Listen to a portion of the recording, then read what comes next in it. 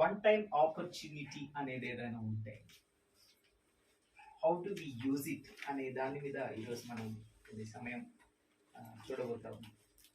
లైఫ్లో ఒకే ఒక్కసారి వచ్చే వన్ టైం ఆపర్చునిటీ అనేది మన లైఫ్లో దొరికితే దాన్ని ఎలా యూటిలైజ్ చేసుకోవాలి, ఎలా యూటిలైజ్ చేసుకుంటాం అనేది చాలా పెద్ద రోల్ని ప్లే చేస్తుంది అన్నటువంటి విషయం ఈరోజు నేను మాట్లాడాలనుకుంటున్నాను.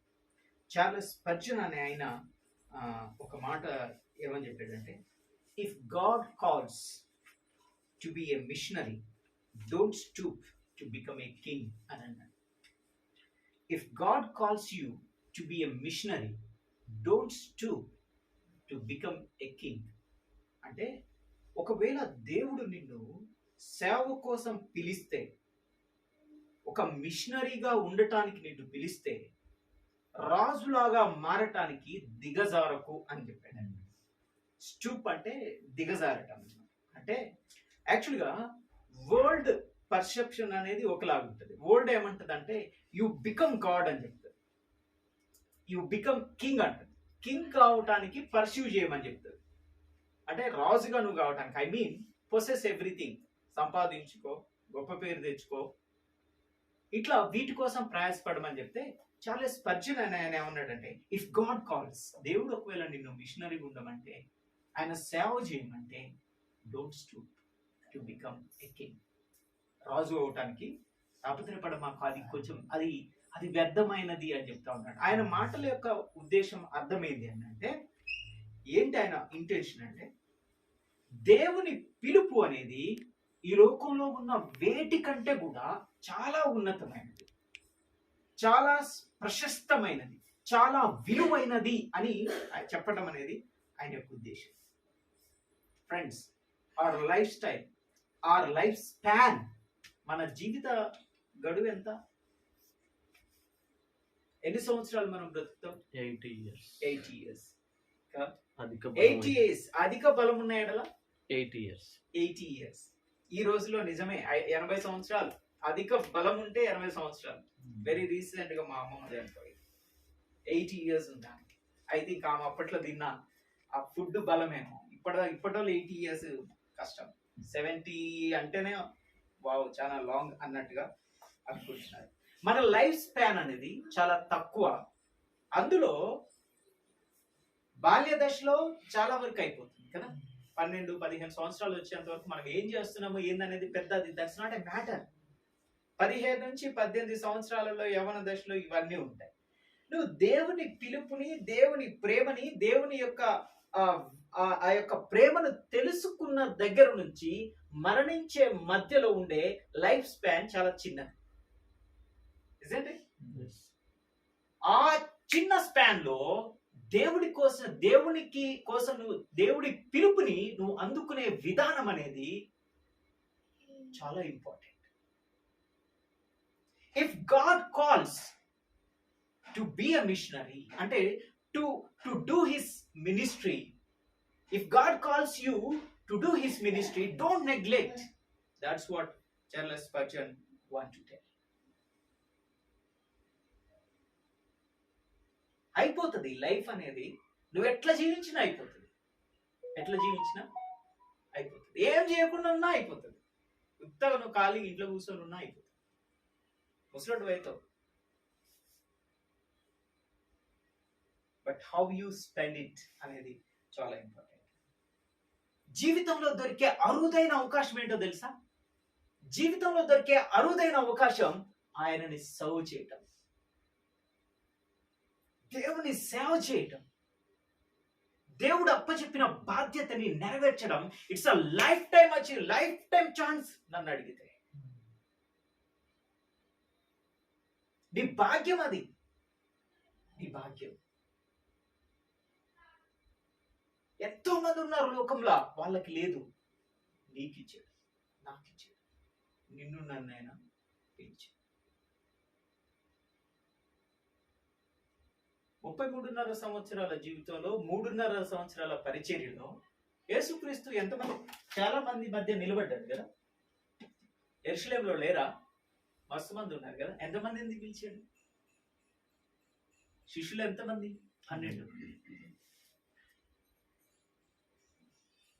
ఆ పీరియడ్ లో, ఆ జనరేషన్ లో జీవించినటువంటి వ్యక్తుల్లో వాళ్ళ లైఫ్ టైంలో ఒక ఆపర్చునిటీ వచ్చింది. ఆ ఆపర్చునిటీ ఆ 12 మందికి దక్కింది కదా. లైఫ్ టైంలో వచ్చే ఆపర్చునిటీ అది. Life time opportunity serving God. 12 మందిని పిలిస్తే వస్తామన్నాడు. ఇంకొక ఆయన వస్తాడు, ధనవంతుడు. వచ్చి ఏమంటాడు ఆయన, నిత్యరాజ్యానికి రావాలంటే నేనేం చేయాలంటే, అంటే ఇవన్నీ చేయదా, దేవుని ఆజ్ఞలు ఉన్నాయి కదా, దేవుని ప్రేమించు, నిన్ను వల్ల నీ పొరుగు వారిని ప్రేమించు, ఇవన్నీ చేయాలంటే ఏమన్నాడు, చిన్నప్పటి నుంచి చేస్తూనే ఉన్నాను. అయితే నీకు ఒకటి పొదవగా ఉంది, వెళ్ళి నీకున్నవి అమ్మేసి ఇచ్చేసి వచ్చి నన్ను వెంబడించు. Life time opportunity to follow him. Life time opportunity to do his ministry. దేవుడు ఇచ్చాడు, ఇస్తే ఆయన ఏం చేశాడు, రిజెక్ట్ చేశాడు. బహు ఆస్తి ఉంది ఆయనకి, విడిచిపెట్టడం ఇష్టం లే, చింత పడుకుంటూ ఇంటికి వెళ్ళిపోయాడు. చచ్చిపోడా, చనిపోయాడు కదా అందరితో. He lose the God's reward. జీవితానికి విలువనిచ్చేదాన్ని కోల్పోయాడు. యాజ్ ఎ బిలీవర్స్ గా దేవుడు మనకు కూడా ఒక కమాండ్ని, ఒక ఆపర్చునిటీని, ఒక పిలుపుని ఒక ప్రతి విశ్వాసికి దేవుడు అనుగ్రహిస్తా ఉన్నాడు. ఆ పిలుపుని, దేవుడు ఎంట్రస్ట్ చేసినటువంటి బాధ్యతని లైఫ్ లో వస్తున్న అత్యంత వన్ టైం ఆపర్చునిటీ అన్నట్టుగా చూడాలి. దేవుడు నీకు అప్పచెప్పిన బాధ్యతని నా జీవితం మొత్తంలో దేవుడు నాకు ఇచ్చిన వన్ టైం ఆపర్చునిటీ ఇది అన్నట్టుగా చూడాలి అని దేవుడు జ్ఞాపకం చేస్తా ఉన్నాడు. మార్కు సువార్త 16వ అధ్యాయం 16వ వచనం చూడండి, 15వ వచనం.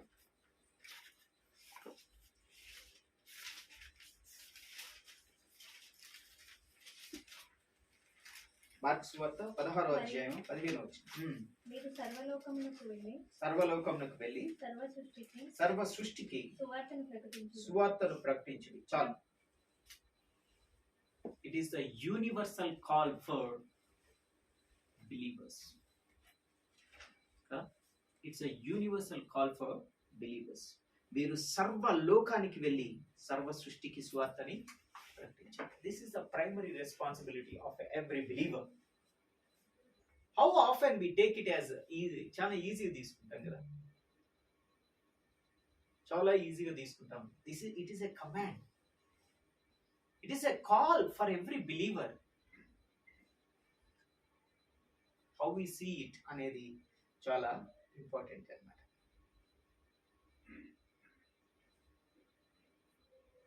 సర్వ సృష్టికి వెళ్ళి సువార్తను ప్రకటించాల్సిన బాధ్యత దేవుడు నీకు నాకు ఇచ్చాడు.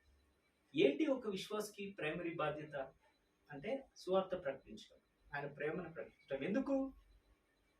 నువ్వు నేను రక్షించబడినా కదా, నువ్వు నేను రక్షించబడ్డ మనం రక్షణ లేని వారికి ప్రేమ సువార్తని చెప్పాల్సిన బాధ్యత ఉంది. నీకు లైఫ్ని ఇచ్చింది, నీకు వీటన్నింటిని ఇచ్చింది ఏదో ఈ లోక టెంపరరీ దానికోసం కాదు కదా, కాదు. ఆయనని వెంబడించడం కోసం, ఆయన యొక్క పరిచర్యలో నువ్వు నేను భాగస్థులం కావాలనేది ఆయన యొక్క ఉద్దేశమైంది కదా. నిన్ను నన్ను కొన్నాడు అనుకున్నా. మనం వర్షిప్ చేస్తున్నప్పుడు దేవుణ్ణి ఆరాధన చేస్తాం కదా, నీ రక్తం ఇచ్చి నన్ను కొన్నావు ప్రభువా అని చెప్పి దేవుణ్ణి స్తుతిస్తాం. ఎందుకోసం కొన్నాడు అనంటే, అసలు నువ్వు ఎక్కడుంటే నిన్ను నన్ను రక్షించాడు. పాపంలో నాశనంలో జోగుతున్నటువంటి నిన్ను నన్ను దేవుడు బయటికి తీసుకొని వచ్చాడు కదా, అవునా కదా. నిన్ను నన్ను రక్షించటం కోసం పరలోకంలో నుంచి భూమి మీదకి వచ్చి శ్రమను అనుభవించి రక్తం కార్చి పాప బంధకాలలో, పాప దాస్యత్వంలో మగ్గుతున్నటువంటి నిన్ను నన్ను ఆయన చూసి నిన్ను నన్ను రక్షించడం కోసం ఆయన రక్షణ కార్యాన్ని జరిగించాడు. విమోచనని ఫ్రీగా చేశాడు. విమోచనని అందరికీ అందుబాటులోకి తీసుకొచ్చాడు, అవునా కదా. తీసుకొచ్చి దాన్ని స్వతంత్రించుకునేటట్లు నిన్ను నన్ను చేశాడు. ఇంకొక మాటలో చెప్పాలంటే, నువ్వు నేను మన గురించి ఆలోచించక ముందే పరలోకంలో ఆయన నీ గురించి ఆలోచన చేశాడు. పాప దాస్యపు కాడి కింద ఉన్న నిన్ను ఎట్లా విడిపించాలి? అగ్ని ఆరని పురుగుజావని నిత్యనాశనం నోరు తెరిచింది. ఒడిగా పరిగెడుతున్నటువంటి వీళ్ళు అందులో పడకుండా ఎలా ఆపాలి అని చెప్పి ఆయన ఆలోచన చేశాడు. నిన్నెట్లా తప్పించాలని ఆయన ఆలోచన చేశాడు. నిన్ను రక్షించడం కోసం ఈ లోకానికి దేవుడు దిగి వచ్చాడు. సో నిన్ను నన్ను మాత్రమే కాదు, ఈ లోకంలో ఉన్న ప్రతి వ్యక్తిని రక్షించాలనేది ఆయన యొక్క ఉద్దేశం కదా. ఆయన పుట్టినప్పుడు సర్వలోకలో ఏమని రాయబడింది? లోకం యొక్క పాపమును పరిహరించే గొర్రెపిల్లగా ఆయన వచ్చాడు. ఇదే మహా సంతోషకరమైన శుభవర్తమానము అని చెప్పి ఆయన గురించి చెప్పబడ్డాడు. ఇదిగో మనుషులకి నేను రక్షణ సిద్ధపరిచాను, నా నామములో విశ్వాసం ఉంచిన వాడు నశింపక నిత్య జీవం పొందును అని చెప్పాడు కదా. ఇది సత్య సువార్త. ఈ సువార్తని ఈ యొక్క రక్షణని ప్రచురం చేయండి. ఈ రక్షణని మీరు బంధకాలలో నాశనంలో జరుగుతున్న వాళ్ళకు ప్రకటించండి. పాపంలో బంధించబడిన వారికి ప్రకటించండి. నరకానికి జోగుతున్నటువంటి వారికి, పాపంలో మగ్గుతున్నటువంటి వారికి, అపరాధాల చేత చచ్చిన స్థితిలో ఉన్నటువంటి వారికి క్రీస్తు మీకోసం మరణించాడన్నటువంటి సువార్తని ప్రకటించండి. సర్వ సృష్టికెళ్ళి ఈ ప్రేమ సువార్తని, ఈ విడుదలని, ఈ విమోచనని ప్రకటించాలి అని చెప్పి దేవుడు జ్ఞాపకం చేస్తాడు. అప్పుడు చాలా మంది ఉన్నారు. ఒక 12 మందిని పికప్ చేసుకున్నాడు. పోయేటప్పుడు చెప్పాడు, నేను వెళ్తున్నా, మీరు సర్వలోకానికి వెళ్ళి ఈ సువార్త ప్రకటించండి. It's a call and it's a one time opportunity in life. ఆ 12 మంది ఆ కాల్ని యాక్సెప్ట్ చేశారు. దేవుని కోసం వాళ్ళు ముందుకి బయలుదేరారు. యాజ్ ఎ బిలీవర్గా నీకు నాకు కూడా ఒక బాధ్యతని దేవుడు చెప్తున్నాడు. సామెతల గ్రంథం 24వ అధ్యాయం 11-12 వచనాలు ఒకసారి చూస్తారా?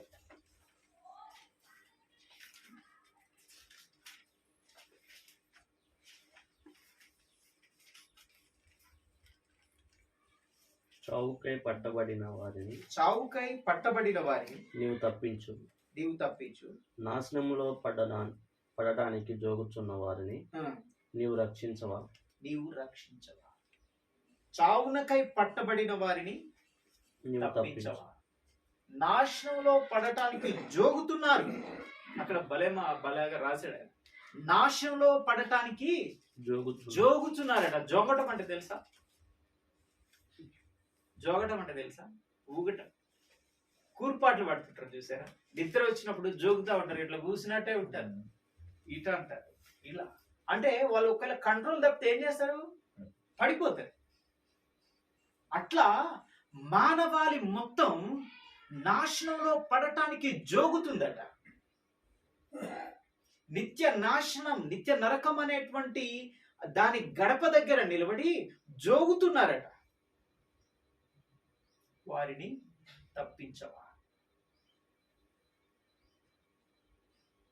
It's a believer's responsibility. దేవుడు ఈ ఉదయకాల సమయంలో నీకు నాకు ఆ పిలుపునిస్తున్నాడు. ఇదేదో భారం కాదు, లేకపోతే ఇదేదో మన మీద ఏదో జబర్దస్తు చేయటం కాదు. కంపల్సరీ ఎవరి కోసం చేస్తావని అంటులే, చేస్తావా అని అంటున్నా. Are you willing to take up this responsibility? నాశనంలో జోగుతున్న ప్రజలు ఉన్నారు. Are you willing to take this responsibility అని అంటున్నా. This is the call for you. Every believer కి, మీకు నాకు దేవుడు ఇస్తున్నటువంటి పిలుపు ఇది అన్నటువంటి విషయాన్ని దేవుడు జ్ఞాపకం చేస్తున్నాడు. నీ చుట్టూ చాలా మంది ఉన్నారు, నా చుట్టూ చాలా మంది ఉన్నారు. ఈ నూతన సంవత్సరంలో వి హ్యావ్ టు ఏమంటాం, మనల్ని మనం ఇవాల్యుయేట్ చేసుకోవాలి. మనల్ని మనం కమిట్ చేసుకోవాలి దేవుడి కోసం, పరిచర్య చేయటం కోసం. నాశనంలో జోగుతున్న వారి బాధ్యత నీకు అప్పచెప్పాడు అన్నటువంటి విషయాన్ని ఉదయకాల సమయం దేవుడు జ్ఞాపకం చేస్తున్నాడు. యు మే థింక్ దట్ నువ్వు ఇన్ని రోజులు ఈ కాల్ ని ఏదో సింపుల్ గా తీసుకొని ఉండొచ్చు, ఇది నాదికి సంబంధించింది కాదులే అనుకుని ఉండొచ్చు, లేకపోతే తీసుకోవాల్సినంత సీరియస్ గా దీన్ని తీసుకోకుండా మామూలుగా నువ్వు చూస్తూ ఉండొచ్చేమో. కానీ దేవుడి ఉదయకాల సమయంలో జ్ఞాపకం చేస్తున్నాడు, చావునకు పట్టబడిన వారిని తప్పించాలి. This is the primary responsibility of every believer. దానికోసం ప్రయాసపడాలి. దానికోసం కదా నువ్వు ఇన్వెస్ట్ చేయాల్సింది నీ life.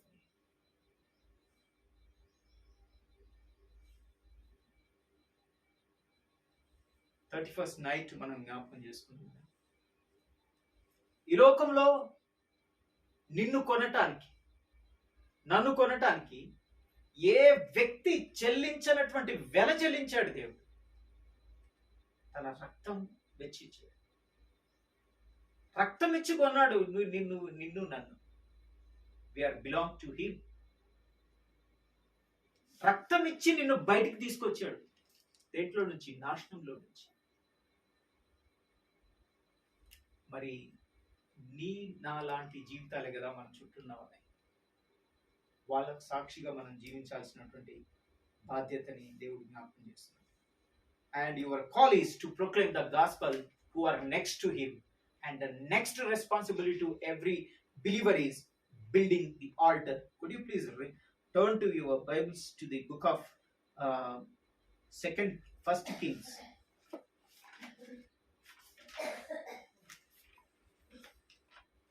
First Kings chapter 18 and verse 21. 30, verse 30. First Kings chapter 18.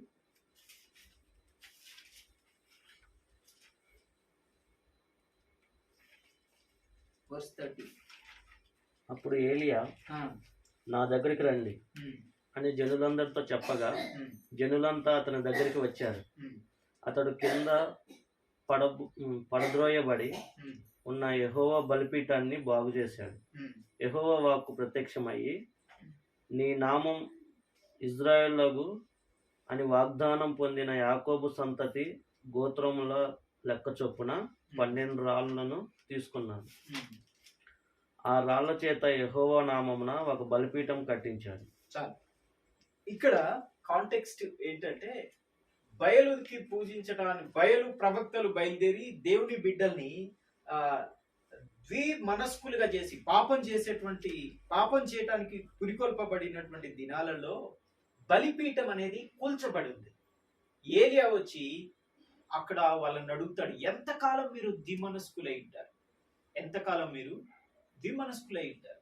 ఏలియా, యెహోవా దేవుడైతే యెహోవాను సేవించండి, బయలు దేవుడైతే బయలును సేవించండి అని చెప్పి వాళ్ళని ఛాలెంజ్ చేసిన తర్వాత పడిపోయినటువంటి బలిపీఠాన్ని అతడు మళ్ళా బిల్డ్ చేస్తాడు.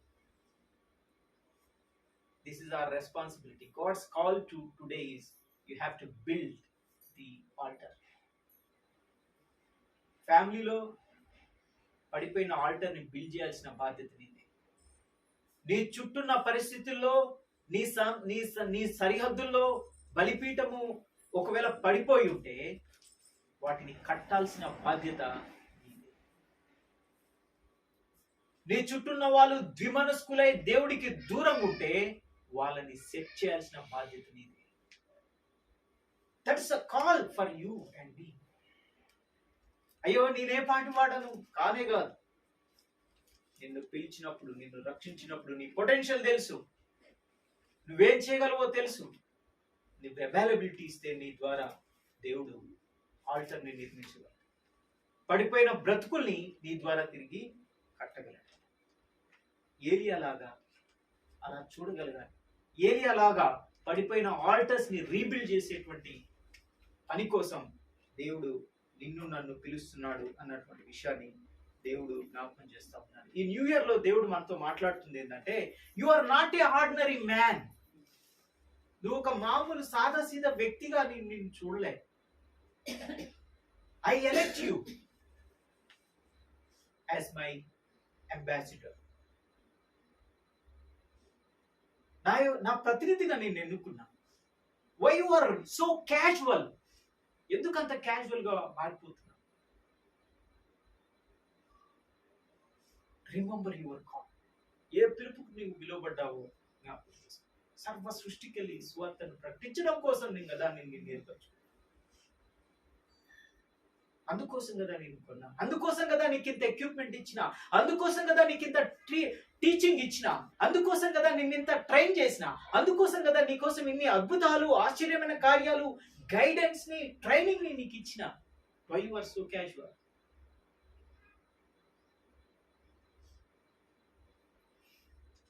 ఏలియా అన్నాడు, ఏలియా రెస్పాండ్ అయ్యాడు. పౌరుషం కలిగి, రోషం కలిగి దేవుడి కోసం జీవించాడు. పడిపోయిన ఆల్టర్ని చూసి పక్కన ఛాలెంజ్ చేశాడు, ఎంతకాలం ఉంటారు మీరు అట్లా?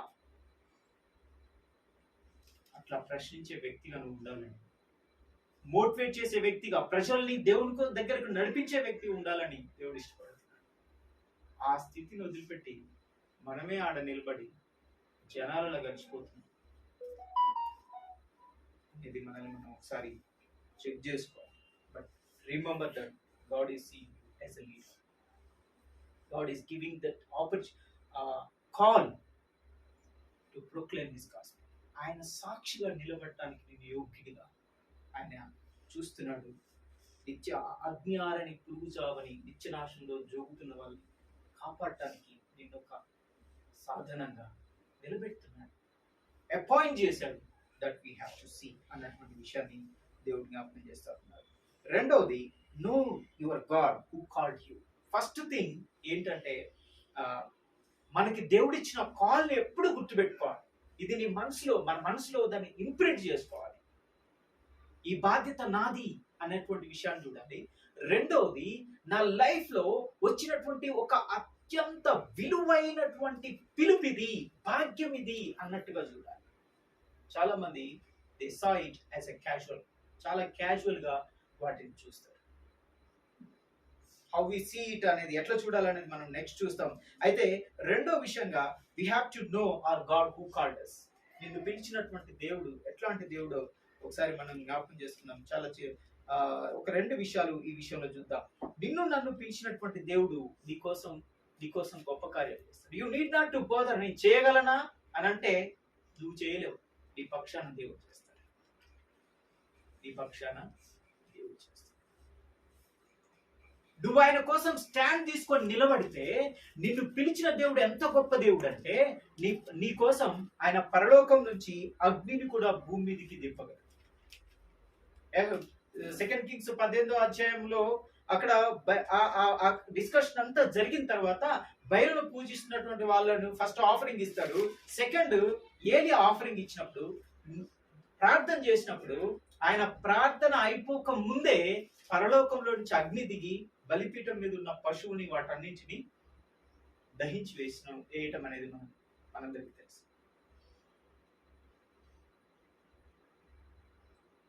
నిన్ను పిలిచినటువంటి దేవుడు, మనల్ని పిలిచినటువంటి దేవుడు, మనకు బాధ్యతను అప్పగిస్తున్నటువంటి దేవుడు నిరంతరం మనతో ఉండేది.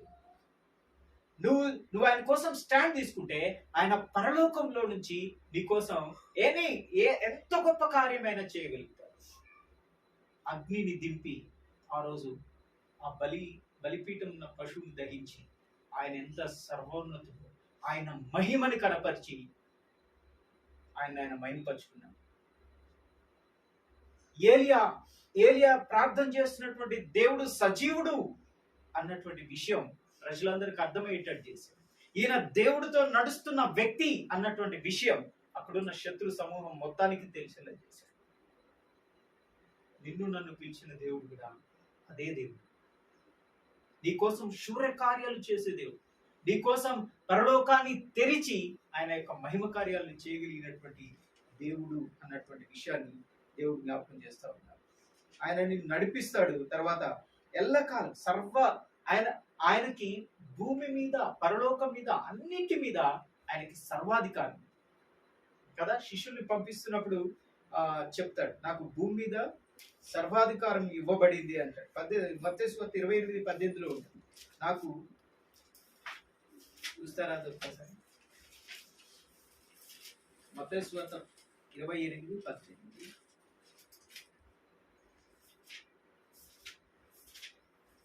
అయితే యేసు వారి యొద్దకు వచ్చి పరలోకమందును భూమి మీదను నాకు సర్వాధికారము ఇవ్వబడింది. చాలు. నాకు పరలోకం మీదను భూమి మీదను సర్వాధికారం ఇవ్వబడింది. మన దేవుడు నిన్ను పిలిచినటువంటి దేవుడు, నీకు నాకు రెస్పాన్సిబిలిటీ ఇస్తున్నటువంటి దేవుడికి పరలోకం మీద భూమి మీద సర్వాధికారం ఉంది అన్నటువంటి విషయాన్ని జ్ఞాపకం చేసుకోవాలి. తర్వాత మూడో విషయము పిలుపులో నిలిచి ఉండటం గురించి మనం చూస్తాం. అయితే let me ask a question. చాలా మంది ఇప్పుడున్నటువంటి వాళ్ళలో పిలుపు పొందినటువంటి వాళ్ళు, దేవుని స్వార్థ తెలిసినటువంటి వాళ్ళు, దేవుని యొక్క పిలుపుని అందుకున్నటువంటి వాళ్ళలో అందరూ ఒకేలాగా రెస్పాండ్ కాగలుగుతున్నారా? అందరూ అంత ప్రభావాన్ని చూపించగలుగుతున్నారా? దేవుని స్వార్థ అందరికీ తెలుసు కదా, బైబిల్ అందరికీ తెలుసు, కానీ అందరూ అంతే ఎఫెక్టివ్ చేస్తున్నారా అంటే లేదు. వై? ఎందుకు చేయట్లేదు? ఎందుకు కొంతమంది ప్రభావాన్ని చూపగలుగుతున్నారు అని అంటే, let me tell you, the way you see the call, దేవుడు అప్పచెప్పిన బాధ్యతని నువ్వు ఎట్లా చూస్తున్నావు అనేది చాలా మ్యాటర్. పరిచర్యని నువ్వు ఎట్లా చూస్తున్నావు అనేది చాలా మ్యాటర్. అదే చాలా డిఫరెన్స్ తీసుకొస్తుంది అన్నమాట. ఈ ఉదయకాల సమయంలో నేను మార్నింగ్ మెడిటేట్ చేస్తా ఉన్నప్పుడు దేవుడు 3 వ్యక్తుల్ని నా దృష్టిలోకి తీసుకొచ్చాడు. ఫస్ట్ ఏలియా, second one Elijah, third one Gehazi. ఈ ముగ్గురు ఎవరు? ప్రాఫిట్స్ ఏనా? ఏలియా. ఎలీషా ఎవరు? ఏలియా యొక్క శిష్యుడు.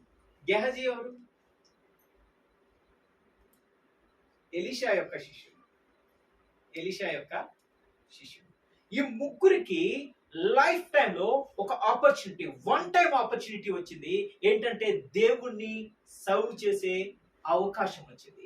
ఈ ముగ్గురు ఆ పిలుపుని చూసినటువంటి విధానంలో తేడాను బట్టి వీళ్ళ పరిచర్యలు, వీళ్ళ జీవితాలు డిఫరెంట్ గా ఉన్నాయి. వెన్ గాడ్ కాల్డ్ ఎలైజా, ఏలియాని దేవుడు పిలిచినప్పుడు దేవునికి విధేయుడయ్యాడు, రోషం కలిగి బ్రతికాడు. ఎట్లా బ్రతికాడు? రోషం కలిగి బ్రతికాడు. పాపం జరుగుతుందంటే, దేవుడికి వ్యతిరేకంగా విగ్రహారాధన లేస్తుందంటే తట్టుకోలేకపోయాడు. ఛాలెంజ్ చేశాడు. బతికితే ఒకలాగా బతకమని చెప్పాడు.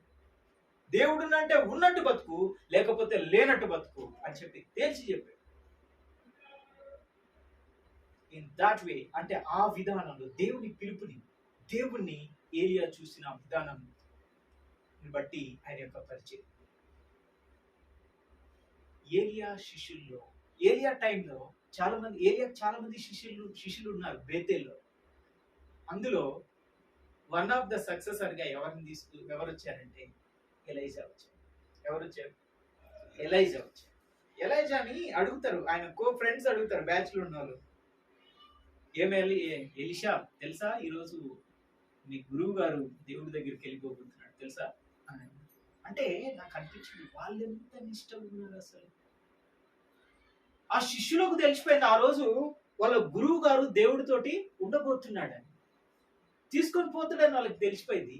They are alert about that and they are asking ఎలీషాని అడుగుతున్నాడు. ఆడున్నటువంటి వాళ్ళలో ఏలియాకు దగ్గరగా ఉన్నటువంటి శిష్యుడు, ఏలియా యొక్క సక్సెసర్ ఎవరు అంటే ఎలీషా.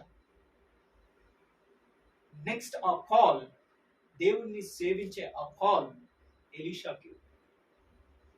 ఎలీషా ఎలెక్ట్ చేయబడ్డాడు, పోయాడు. ఈయన ఎంత కేర్ఫుల్ గా చూసాడో చూడండి ఆ కాల్ని. ఎలీషా ఎట్లా చూశాడంటే దేవుని పరిచర్యని, ఆ పిలుపుని ఎట్లా చూశాడంటే అసలు పోగొట్టుకోకూడని భాగ్యం అని చూశాడు. ఇంకా చెప్పాలంటే నా గురువు గారు ఎంత పరిచర్య చేశాడో నేను దానికి రెండింతలు చేయాలా అన్నటువంటి తీవ్రత కలిగినటువంటి ఎలీషాని. దేవుడు ఏలియాని నువ్వు ఎరుకోకపో అని చెప్తే ఈయన పోతుంటే ఎలీషా తోటి అంటాడు, ఎలీషా దేవుడు నన్ను ఎరుకోకపోమంటుంది, ప్లీజ్ నువ్వు ఇక్కడ ఉండు అని అంటాడు. అంటే ఎలీషా ఏమంటాడు తెలుసా? యెహోవా జీవంతో నేను నిన్ను విడిచిపెట్టాను. సర్లే అండి అనొచ్చు కదా, ఉంటానులే నువ్వు వెళ్ళి అనొచ్చు కదా. దేవుని పిలుపుని విడిచిపెట్టకూడని భాగ్యంగా చూశాడు. నా జీవితంలో ఇంత గొప్ప ఆపర్చునిటీ నేను ఎట్లా మిస్ అవుతాను? నువ్వు చెప్తావా? నాకు తెలుసు. నాకేం కావాలో నాకు తెలుసు. నేను ఎట్లా పరిచయం చేయాలో నాకు తెలుసు. I don't leave this opportunity. అమ్మా నన్ను ఇక్కడ నుంచి వదిలిపోతే నా నా విజన్ అంటే ఆ పరిచయం చేయడానికి కావాల్సిన డబుల్ ఫోల్డ్ స్పిరిట్ కావాలి నాకు. నువ్వెన్ని అద్భుతాలు చేసావో, నువ్వెంత పరిచయం చేసావో దానికి డబుల్ చేయాలి నేను. ఎట్లా వదులుకుంటాదేంటి? దయచేసి నన్ను ఉండమని చెప్పొద్దు అని. ఎరుకోకపోతే ఆడంటాడు. లాస్ట్కి యోర్దాన్ దగ్గర ఏలియాని దేవుడు తీసుకోబోతున్నప్పుడు అప్పుడు అడుగుతాడు ఏలియా, ఎలీషా ఏం కావాలి నీకు? నేను వెళ్ళిపోకముందు నీకోసం నేనేం చేయాలనుకుంటున్నావు అని అంటే, నీ ఆత్మలు, నీకు కలిగిన ఆత్మలు నాకు 2 పాలు కావాలి. ఎన్ని పాలు? 2 పాలు.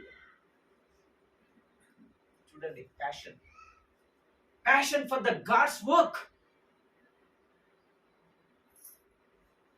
ఈ జనరేషన్ లో now we are telling about the forefathers. ఆ తరంలో వాళ్ళు చేశారండి పరిచయం, వాళ్ళు చేశారండి. మరి నీకేమైంది? You are talking about Eliya, but what about Elisha? నువ్వు ఎలీషావి కదా, నువ్వేం చేస్తున్నావు? We need ఎలీషాస్. ఎలీషాలు కావాలి. ముందు జనరేషన్ కి మించి 2 అంతలు నేను చేస్తా, నాకు ఆ కృపనివ్వు, అభిషేకం ఇవ్వు అని అడిగేటువంటి నాయకులు కావాలి. Always we are telling, oh, forefathers did wonders. What about you? What about you? So many times we give the reasons. సాకులు చెప్తాం, నాకు అది ఉందండి, ఇది ఉందండి. But God is the same, call is same, His power is same, ministry is same. యాకోబు పత్రిక 5వ అధ్యాయం 17వ వచనంలో ఒక మాట ఉంది, ఒకసారి చూస్తారా? అది యాకోబు పత్రిక 5వ అధ్యాయం 17వ వచనం.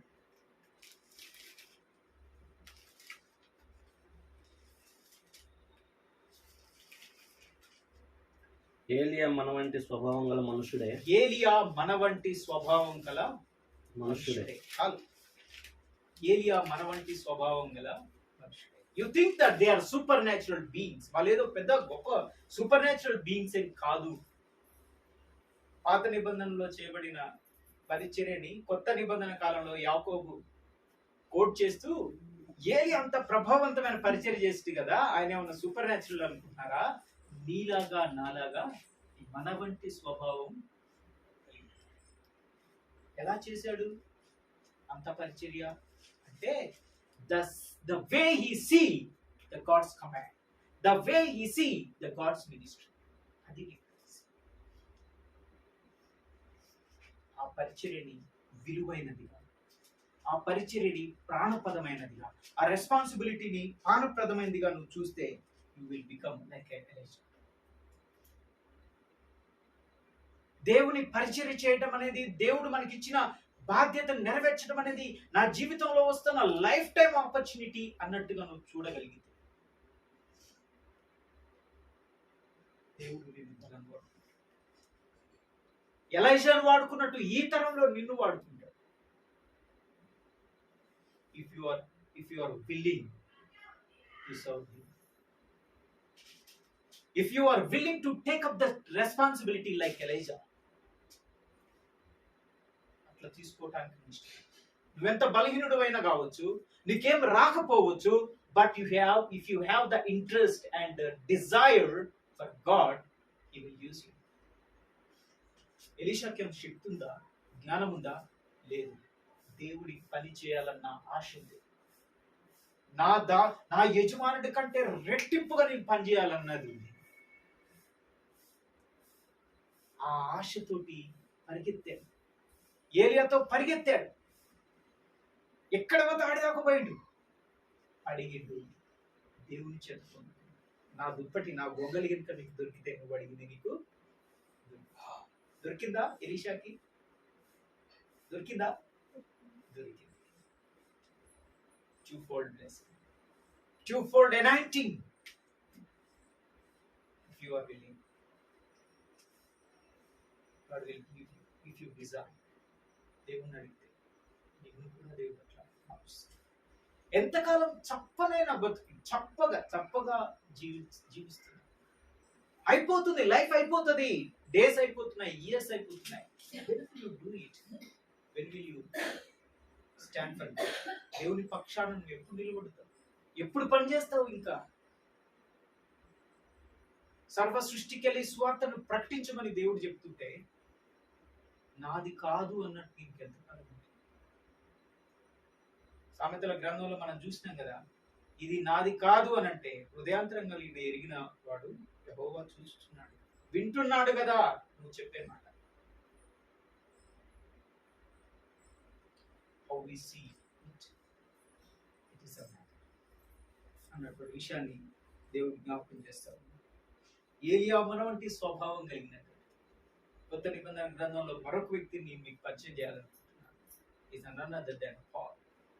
ఎన్ని పుస్తకాలు రాశాడు Paul? 14 books. If every book is in his account, every పత్రిక కూడా ఆయనే రాశాడు అని అంటారు. అది కూడా ఆయన అకౌంట్లో పెడితే 14 పుస్తకాలు రాశాడు. కొత్త నిబంధనలు ఎన్ని పుస్తకాలు ఉంటాయి? 27లో 14 తీసేస్తే 13 పుస్తకాలు. More than of books written by Paul. ఎట్లా రాయగలిగాడు? The way he see the call, ఆయనను రక్షించుకున్న దేవుడు ఎవరో ఆయనకు అర్థమైంది, ఆయన ఏం చేయాలో అర్థమైంది, ఆయనకి ఇచ్చిన పిలుపు యొక్క తీవ్రత ఏందో అర్థమైంది. ఆ తీవ్రతను బట్టి దేవుడి కోసం నా మటుకు బ్రతుకుట క్రీస్తే. రోమపత్రిక 1వ అధ్యాయం 15వ వచనంలో నేను గ్రీసు దేశస్థుడికి, ఇంకా యూదులకి, గ్రీసు దేశస్థులకి, అన్యుల అందరికి కూడా నేను సువార్త విషయమై నేను రుణస్థుడను అన్నాడు. మూఢులకేమి జ్ఞానులకేమి నేను రుణస్థుడని అన్నాడు. అంటే ఏం చేశాడు ఆయన? ఆయనకిచ్చిన పిలుపు యొక్క గొప్పతనం ఏంటో చూశాడు. తన జీవితాన్ని సరెండర్ చేసుకున్నాడు. నా లైఫ్ సువార్త కోసం. దేవుడు నాకు ఇచ్చిన జ్ఞానం నశించి నాశనంలో జోగుతున్న వాళ్ళని క్రీస్తు కోసం గెలవటం కోసం. నాకు ఇచ్చిన తలాంతులు దేనికోసం? నా ముఖము కూడా చూడని వాళ్ళు కూడా క్రీస్తుని ఎరగటం కోసం. కొలస్సీలకు రాసిన పత్రికలు ఉంటుంది, శరీర రీతిగా నా ముఖం చూడని వారి కోసం నేను ఎంతగా పోరాడుచున్నానో మీరే. He committed his life for his God. దేవుడు నీకు ఇచ్చిన పిలుపు పట్ల నువ్వు ఎలా రెస్పాండ్ అవుతున్నావు, ఆ పిలుపును నువ్వు ఎలా చూస్తున్నావు అనేది నీ పరిచర్యను డిసైడ్ చేస్తావు. If you see it as a casual, your ministry will be casual. If you see it as a light, your ministry will be light. If you take it as serious, then the miracles, marvelous things will be done. Though you are weak, God will do it. ఇందాక నేను పౌలు కూడా మన వంటి స్వభావం కలవాడని ఎందుకన్నానంటే, రోమపత్రిక 7వ అధ్యాయం 21వ వచనం ఒకసారి చూడండి.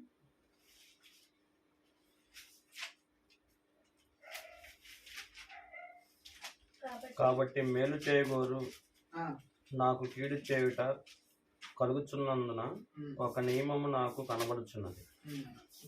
అంతరంగ పురుషుని బట్టి దేవుని ధర్మశాస్త్రమందు నేను ఆనందించుచున్నాను గాని వేరొక నియమము నా అవయవంలో ఉన్నట్టు 24. అయ్యో నేనెంత దౌర్భాగ్యుడను, ఇట్టి మరణమునకు లోనగు శరీరం నుండి నన్నెవడు విడిపించును? చాలు. ఆల్ పర్సనల్ లైఫ్ చూడండి. అయ్యో నేనెంత దౌర్భాగ్యుడను అంటున్నాడు. పైన వివరించబడుతుంది.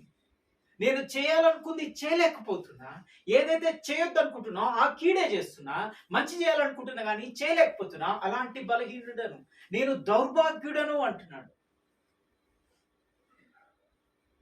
ఈ స్థితిలో ఉన్న పౌలు ఎన్ని పుస్తకాలు రాశాడు? 14 బుక్స్. 14 letters న్యూ టెస్టిమెంట్ లో of is written by the Paul. How it is possible? Because he is strong? No. Because he is worthy? No. నా మటుకు బ్రతుకుట క్రీస్తే. ఎప్పుడైతే సత్య స్వార్థ అందిందో, ఆయనకు తెలిసిందో, ఏమన్నాడంటే, నేను గ్రీస్ దేశస్థుడికేంది, మూఢుడికేంది, జ్ఞానికేంది, నేను రుణస్తుని, నేను బాగున్నా. వాళ్ళకు స్వార్థ చెప్పాల్సిన బాధ్యత నా మీద ఉంది. ఐఎమ్ డెప్ట్. అది పాల్ యొక్క విజన్ ఫర్ మినిస్ట్రీ. అది పాల్ యొక్క దృష్టి, దేవుని పిలుపు పట్ల అతని యొక్క దృక్పథం. ఆ మంట, ఆ జీల్ అది ఉంది కాబట్టి అంత గొప్ప పరిచయం. ఈరోజు మనం పక్క ఊరికి వెళ్ళాలంటే కష్టం. 2 ఖండాలలో ప్రకటించారు స్వార్థ. 2 continents he covered, you know. Personal vehicle ఉంటేనే కదులుతాం. పర్సనల్ వెహికల్ కాదు, ప్రాపర్ వెహికల్సే లేవు, పబ్లిక్ వెహికల్స్ కూడా లేవు. 2 continents, 2 ఖండాలకు వెళ్ళి స్వార్థ ప్రకటించారు. వందల సంఖ్యలో సంఘాలు స్థాపించబడటానికి కారణం మనిషి కాదు ఆయన. He's a man like you and me. He's a man who has the weakness like you and me, but he has that desire and zeal for his ministry. That changed. If you have the strong desire and the love for God's ministry, నీ ద్వారా కూడా దేవుడు బలమైన కార్యం చేస్తాడు. How we see his call, how we see his command అనేది మన జీవితంలో మ్యాటర్ అన్నటువంటి విషయాన్ని, నీ పరిచర్యని, నీ యొక్క వీటన్నింటినీ డిసైడ్ చేస్తుంది. ఫ్రెండ్స్, దేవుని ఇచ్చిన పిలుపుని మనం చూసే విధానం చాలా జాగ్రత్తగా ఉండాలి. ఇందాక నేను మీకు ఎలీషా గురించి చెప్పిన, ఎలీషా శిష్యుడైనటువంటి గెహజీ గురించి ఒక మాట చెప్పనివ్వండి. ఏలియాకి ఎట్లయితే శిష్యులు ఉన్నారో అందులో ఎలీషా సెలెక్ట్ చేయబడ్డాడు నెక్స్ట్ సక్సెసర్ గా. ఎలీషా కూడా కొంతమంది శిష్యులు ఉన్నారు, వాళ్ళలో Gehazi selected to be A successor. అయితే ఆయన తన దర్శనాన్ని కోల్పోయాడు. 2 Kings 5వ అధ్యాయంలో ఆ మాటలు ఉంటాయి. ఆయన ఏం చేశాడంటే, ఒక ఆయన వేరే దేశం నుంచి కుష్ఠరోగంతో వచ్చినటువంటి వ్యక్తి ఎలీషా దగ్గరికి వస్తే 5వ అధ్యాయం 25వ వచనం ఒకసారి చూడండి. 2 Kings chapter 5, 4వ అధ్యాయం కూడా అక్కడే ఉంటది కాబట్టి ఒకసారి 4:1 చూడండి. అంతటా ప్రవక్తల శిష్యుల్లో ఒకని భార్య నీ దాసుడైన పెనివిటి చనిపోయింది. చాలు. అక్కడ ప్రవక్త శిష్యులు అని ఉంది కదా, ఏ గ్రూప్ ఆఫ్ పీపుల్ ఉన్నారు అక్కడ. అందులో గెహజీ ఒకడనమాట. ఎలీషాకు ఒక్కడే శిష్యుడు లేడు, చాలా మంది ఉన్నారు, అందులో గెహజీ ఒకడు. చూడండి, ఈ ఉదయకాల సమయం నేనేం జ్ఞాపకం చేయాలనుకుంటున్నానంటే, ఈ చుట్టుపక్కల చాలా మంది ఉన్నారు. ఈ జనరేషన్ లో నీతో పాటు, నాతో పాటు, నీ పక్కన చాలా మంది ఉన్నారు. అందులో నువ్వు సెలెక్టెడ్ ఆయనను సేవించటం కోసం, ఆయన తరపున నువ్వు అంబాసిడర్ గా నిలబడటం కోసం నువ్వు ఎలక్ట్ చేయబడ్డావు. ఈ ఎలక్షన్ లోకి వచ్చిన తర్వాత ఆ కాల్ ని చూసే విధానంలో నువ్వు తప్పుడుగా ఉంటే ప్రభు కోసం నిలబడలేవు. ఎలక్ట్ చేయబడిన తరువాత నీ పర్సెప్షన్ బాగలేకపోతే నీ వలన ఉపయోగం ఉండదు. దేవుడు నీకు ఇచ్చిన అద్భుతమైనటువంటి అవకాశాన్ని నువ్వు మిస్ అవుతావు. ఏలియా టైంలో ఎలక్ట్ చేయబడిన వాళ్ళలో చాలా మంది ఉంటే ఎలీషాకు దొరికింది అవకాశం. ఎలీషా ఆ పిలుపుని జాగ్రత్తగా చూశాడు. ఓ, ఇది చాలా ఉన్నతమైంది, దీన్ని నేను పోగొట్టుకోకూడదు అనుకున్నాడు. ఇంకా ఏమనుకున్నాడు అంటే, ఒక అడుగు ముందుకేసి నా గురువుకు మించి నేను పరిచయం చేయాలనుకున్నాడు. ఆ 2 ఆత్మ వచ్చేంత వరకు కనిపెట్టాడు. అంతే రోషంగా ఏలియా ఎంత జాగ్రత్తగా చేశాడు, అంతే జాగ్రత్తగా, అంతే జీలు కలిగి ఎలీషా చేశాడు. ఎలీషా శిష్యుల్లో ఆ భాగ్యం తిరిగి గెహజీకి వచ్చింది. గెహజీ ఇచ్చిన పిలుపుని చూసే విధానంలో పడిపోయాడు. ధనము, ధాన్యము, ద్రాక్ష తోట సంపాదించుకుని మనసులో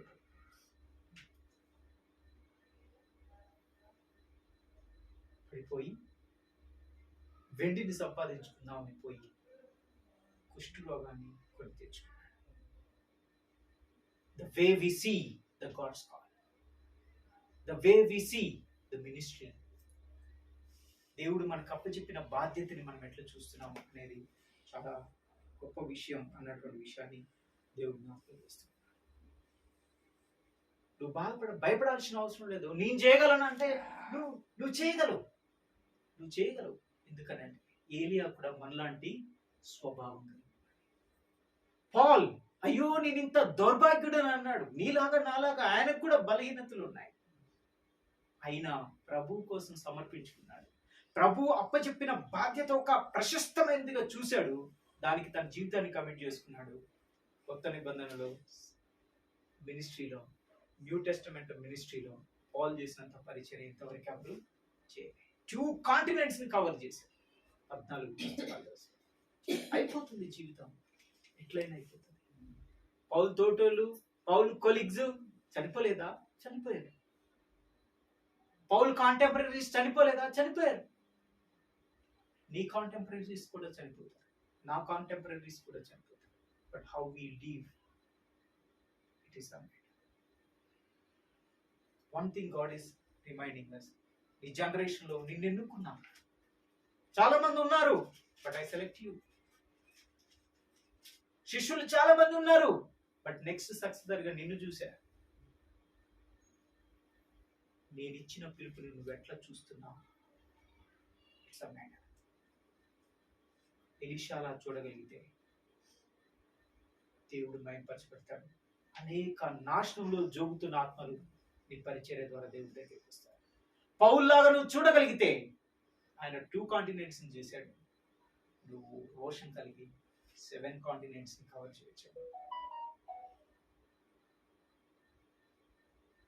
shall we check our lifes? ఒకసారి మనల్ని మనం పరిశీలన చేసుకున్నామా? ఎట్లా చూస్తున్నాం దేవుని పరిచర్యని, దేవుని యొక్క పిలుపుని మన జీవితంలో అనేది దేవుడు ఉదయకాల సమయంలో మనం జ్ఞాపకం చేసుకోవాలి అన్నటువంటి విషయాన్ని దేవుడు జ్ఞాపకం చేస్తున్నాడు. తరువాత ఇచ్చిన పిలుపుని జాగ్రత్తగా ముగించాల్సిన బాధ్యత కూడా మన మీద ఉంది. పిలుపులో నిలబడాలి, పిలుపులో కొనసాగాలి. అట్ ద సేమ్ టైం ఇచ్చిన పిలుపుని కూడా జాగ్రత్తగా ఫినిష్ చేయాలి. ఈ జాగ్రత్తగా ఫినిష్ చేసే విషయంలో ఏం చేయాలంటే ఒక్క విషయాన్ని నేను జ్ఞాపకం చేయాలనుకుంటున్నాను. చాలా మంది you might have read that finishing well అనేటువంటి పుస్తకాన్ని మీరు చదువుంటారు. అందులో చాలా మంది ఆరంభం చాలా అద్భుతంగా ఉంటది, ఎండింగ్ వచ్చేసరికి పడిపోతారు. శాంసన్ అద్భుతమైనటువంటి బిగినింగ్ కదా, అద్భుతమైనటువంటి బిగినింగ్, ఎండింగ్ చాలా ట్రాజిడీ. దేవుని సేవలో, దేవుని పరిచర్యలో నిలబడినటువంటి లీడర్స్ కూడా చాలా జాగ్రత్తగా చూసుకోవాల్సింది ఏంటంటే మన ఎండింగ్ గురించి చాలా జాగ్రత్తగా ఉండాలి. అన్నా నాకెట్లా తెలుస్తుంది అన్న ఎండింగ్? తెలియదు, కానీ కాన్షియస్ గా ఉండాలి. We should be conscious about our ending, how we are going to end up the ministry. Paul గారు ఏమంటారో తెలుసా? 1 కొరింథీయులకు రాసిన పత్రిక 9వ అధ్యాయం 27వ వచనం చూడండి. I will close soon. Fast గా 1 కొరింథీయులకు రాసిన పత్రిక 9వ అధ్యాయం 27వ వచనం. అందరికి ప్రకటించిన పిమ్మట గాలిని కొట్టినట్టు నేను పోట్లాట లేదు గాని, ఒకవేళ ఇతరులకు ప్రకటించిన తర్వాత నేను భ్రష్టుడినైపోతున్నామోనని నా శరీరమును నలగొట్టుకొని నలగొట్టుకొని దానిని లోపర్చుకొనుచున్నాను అంటాడు. గాలి కొట్టినట్టు నేను పోట్లాడలేదు, కానీ ఒకవేళ ఇతరులకు ప్రకటించిన తరువాత నేనే భ్రష్టుడనైపోదునేమో అని నా శరీరాన్ని నలగొట్టి లోపర్చుకుంటున్నాను. గాడ్స్ మినిస్ట్రీ చేస్తున్నాడు. ఎండింగ్ మీద మన థాట్, మన యొక్క ఫోకస్ ఉంటాం. దానికోసం మన సాక్ష్య జీవితాన్ని, సొంత సాక్ష్యాన్ని కాపాడుకోవటం అనేది మ్యాండేటరీ. పాల్ దాన్ని మర్చిపోలే. 2 కాంటినెంట్స్ కి సువార్త తీసుకెళ్తున్నా, అద్భుతాలు జరుగుతున్నా, ఆశ్చర్యమైన కార్యాలు జరుగుతున్నా, ఇవన్నీ చేసిన తరువాత నేనెక్కడైనా పడిపోతానేమో, నేనెక్కడైనా భ్రష్టుడనైతేనేమో, నేను ఎక్కడైనా ఏ ఆశకో, ఏ శరీరాశకో, ఏ పాపానికో నేను లోబడతానేమో అని భయంతో తన శరీరాన్ని నలగొట్టుకుంటున్నాడు. స్పిరిచువల్ లీడర్గా it's our mandatory to protect to God our testimony. ఆ కాన్షియస్ ఉండాలి. అన్నా నువ్వు సూపర్ అంటే నేను సూపర్ కాదు, నీ ఆధ్యాత్మిక జీవితం ఎటెళ్తుందన్న స్పృహ, కాన్షియస్నెస్ ఖచ్చితంగా కలిగి ఉండాలి. లోబర్చుకోవాలి. మన శరీరం మీద మనం ఆధిపత్యం, దాన్ని గెలవాలి, దాన్ని నలగొట్టుకోవాలి. దాన్ని లోబర్చుకోకపోతే అది నిన్ను లోబర్చుకుంటుంది. శరీరాన్ని నువ్వు లోబర్చుకోకపోతే శరీరం నిన్ను లోబర్చుకుంటుంది. ట్యూన్ చేసుకోవాలి, కాపాడుకోవాలి. సో ముగింపు చాలా కేర్ఫుల్గా ఉండాలి. కాబట్టి దాన్ని కూడా ఒక స్పిరిచువల్ లీడర్గా మనం దాని మీద ఫోకస్ చేయాలి. యేసుక్రీస్తు ప్రభు వారు కూడా ఆ మాట అంటాడు, నాకు అప్పచెప్పిన వాళ్ళు నేను కాపాడినా అని అంటాడు. తర్వాత పౌలు కూడా చివరి దశలో ఏమంటాడంటే, నన్ను నేను కాపాడుకున్నా, మంచి పోరాటం నేను పోరాడు. ఆ మాట ఎట్లా అనగలిగిందంటే, మంచి పోరాటం పోరాడగలిగడానికి ఆ లైఫ్ అంతా కూడా తన సాక్ష్యాన్ని గాడ్ చేసుకుంటూ వచ్చాడు. నలగొట్టుకున్నాడు, ప్రొటెక్ట్ చేసుకున్నాడు తన వ్యక్తిత్వం. సో యేసుక్రీస్తు ప్రభు వారు కూడా అంటాడు, సమాప్తం చేశానని అంటాడు కదా శిలువలో. ఆ మాట చెప్పాడు. చివరిలో మన సాక్ష్యాన్ని కాపాడుకోవాలి. ఎస్ లార్డ్, నువ్వు నాకు అప్పచెప్పిన పరిచర్య నేను ముగించా. తిమోతికి రాస్తూ ఆయన కూడా అన్నాడు, పౌలు అన్నాడు, నా సమయం వచ్చింది, వెడలిపోయే సమయం వచ్చింది, నా కోసం జీవ కిరీటం దాచింది. అక్కడ ఒక మాట, నా కోసం మాత్రమే కాదు, ఆయన మహిమను అపేక్షించు వారందరి కోసం ఉంది. As you know I fight. నేను ఇంత స్వాత పరిచయం చేసిన కదా, 2 continents కి తీసుకెళ్ళిన కదా, 14 పుస్తకాలు రాసిన కదా, ఆశతో దేవుని కోసం పరిగెత్తిన కదా, నా కోసం జీవ కిరీటం ఉంది అని అంటూ, అయ్యో నా కోసం ఆగండి, నా ఒక్కడి కోసమే కాదు, నాలాగా ప్రయాసపడే ప్రతి వ్యక్తి కోసం. 2000 years back, fall out for this gospel. This is your turn to take up this responsibility. Fade అయిపోతున్నారు second generation. There is no second generation. First generation గురించి మాట్లాడుకుంటూ పడిపోయినాం, తగ్గిపోతుంది. Why can't you take this responsibility to like a Elisha లాగా ఎందుకు తీసుకోకూడదు? మనం Paul లాగా నువ్వు ఎందుకు తీసుకోకూడదు? That's what God is asking this morning. ఈ ఉదయకాల సమయం, ఈ నూతన సంవత్సరంలో, ఈ మొదటి ఆదివారంలో దేవుడు నీకు నాకు ఇస్తున్నటువంటి పిలుపు, సర్వ సృష్టికి స్వార్థాన్ని ప్రకటించండి. Life time opportunity. చాలా మంది ఉన్నారు నీ పక్కన, నీ జనరేషన్ లో, వాళ్ళెవ్వరికి లేనిది దేవుడు నిన్ను ప్రత్యేకించిస్తున్నాడు. Can you be a ambassador of Christ? నా తరపున నువ్వు వెళ్తావా? నా తరపున నువ్వు నిలబడతావా? నా తరపున ఈ స్వార్థాన్ని మోసుకెళ్తావా? పౌలు దాన్ని తీసుకున్నాడు, 2 ఖండాలకు తీసుకెళ్ళి. ఎలీషాకు అర్థమైంది, 2 అంతల ఆత్మ కలిగి ప్రభు కోసం. Are you willing to take up this? ఈ పిలుపుని తీసుకోవడానికి, ఈ ఛాలెంజ్ తీసుకోవడానికి, ఈ బాధ్యత తీసుకోవడానికి మనం సిద్ధంగా ఉన్నామా? ప్రార్థన చేసుకుందాం.